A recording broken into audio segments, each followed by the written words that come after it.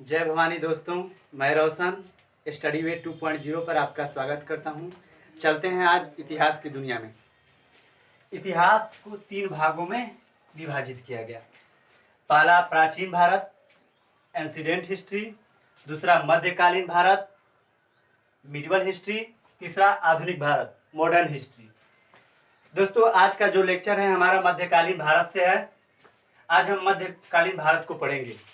मध्यकालीन भारत, म से मध्यकालीन और म से मुसलमान शासक, यानी जो मध्यकालीन भारत है ये पूरा मुसलमान शासक।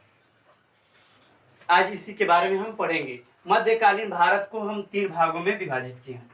पहला दिल्ली सल्तनत, मुगल काल और यूरोपियन कंपनियां। मध्यकालीन भारत के जो ये 3 टॉपिक हैं इन्हें हम अच्छे से पढ़ेंगे और इनसे जो मोस्ट इम्पोर्टेंट क्वेश्चन है जिन्हें आने के ज़्यादा चांसेस होते हैं उन्हें हम अच्छे से पढ़ेंगे।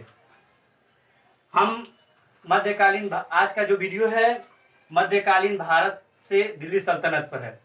दिल्ली सल्तनत को हम स्टार्ट करने से पहले हम दिल्ली सल्तनत तक कैसे पहुंचे इस चीज को थोड़ा सा जान लें। मध्यकालीन का दौर चल रहा था। उसी समय कुछ अरब मुसलमान शासकों ने भारत पर आक्रमण किया। उसमें सबसे पहला था मोहम्मद बिन कासिम, प्रथम मुस्लिम शासक जो भारत पर सबसे पहले 712 ईस्वी में आक्रमण किया। फिर उसके बाद आया मोहम्मद गजनवी। 17 बार हमारे देश को इसने 17 बार आक्रमण किया और लूटा। फिर इसका जो फेमस लूटपाट रहा वो सोमनाथ का मंदिर जिसको इसने 1025 ईस्वी में। ये मोस्ट इंपोर्टेंट क्वेश्चन है कि मोहम्मद गजनवी सोमनाथ मंदिर को कब लूटा, तो हमारा आंसर होगा 1025 ईस्वी में।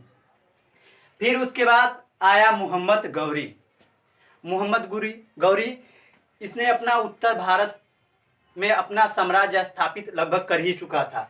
इसका अपना गुलाम था कुतुबुद्दीन ऐबक। इसने अपना पूरा साम्राज्य कुतुबुद्दीन ऐबक को सौंप दिया और कुतुबुद्दीन ऐबक मोहम्मद गौरी का गुलाम था। इसने दिल्ली सल्तनत की नींव रखी। यहीं से हम दिल्ली सल्तनत को पढ़ेंगे।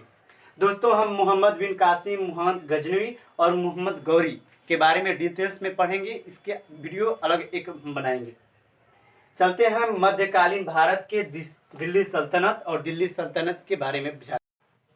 आखिर हम आ ही गए दिल्ली सल्तनत में, कब तक रोकेंगे भाई? हमें आना है तो आएंगे ही। दिल्ली सल्तनत में जब आ ही गए हैं तो एक शायर याद आ गया, आखिर बोल ही देते हैं। जब रूह में उतरता है इश्क का समंदर तो हम जिंदा रहने लगते हैं किसी और के अंदर। तो हमें अब इतिहास में जिंदा रहना है।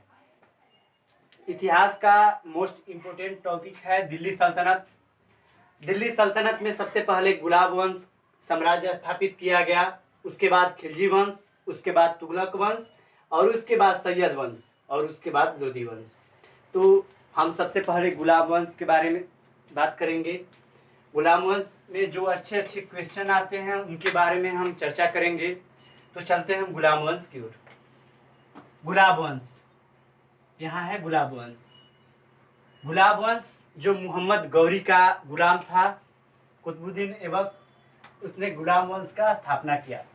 गुलाब वंश 1206 ईस्वी से 1290 ईस्वी तक रहा।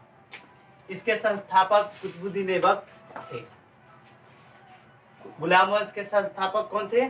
कुतुबुद्दीन ऐबक। और इन्हें दानवीरता के कारण लाल बख्श और कुरान पढ़ने के कारण कुराना ख्वा भी कहा जाता था।